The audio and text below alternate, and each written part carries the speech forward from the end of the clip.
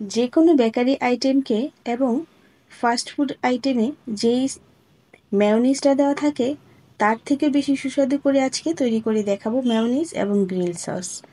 তো সুপ্রিয় দর্শক, আসসালামু আলাইকুম। চলুন তৈরি করে নেই আপনাদের জন্য এবং আমাদের সবার জন্য মজাদার মেয়োনিজ।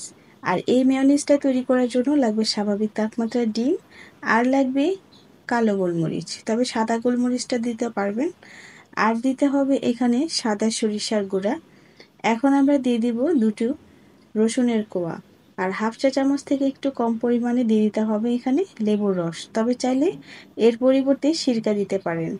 1 টেবিল চামচ পরিমাণ চিনি এবং 2 টেবিল চামচ পরিমাণ দিয়েছি গুঁড়া দুধ।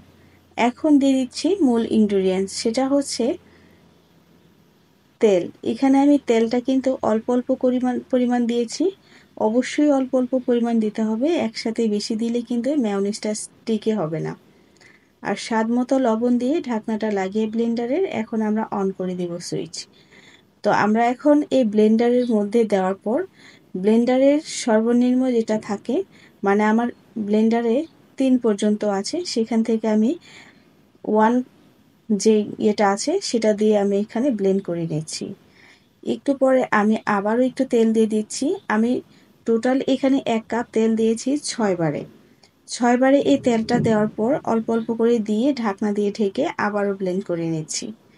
আপনারা প্রসিডিওরটা খুব ভালোভাবে লক্ষ্য করবেন, তাহলে কিন্তু বাসাতেই খুবই হেলদি এবং খুবই মজাদার এই মেয়োনিজটা তৈরি করে নিতে পারবেন।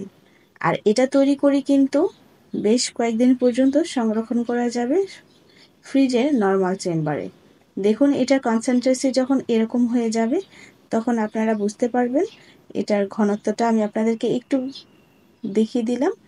এরকম যখন থকথক করে উঠবে তার মানে হচ্ছে আমাদের আজকের মেয়োনিজটা তৈরি হয়ে গিয়েছে।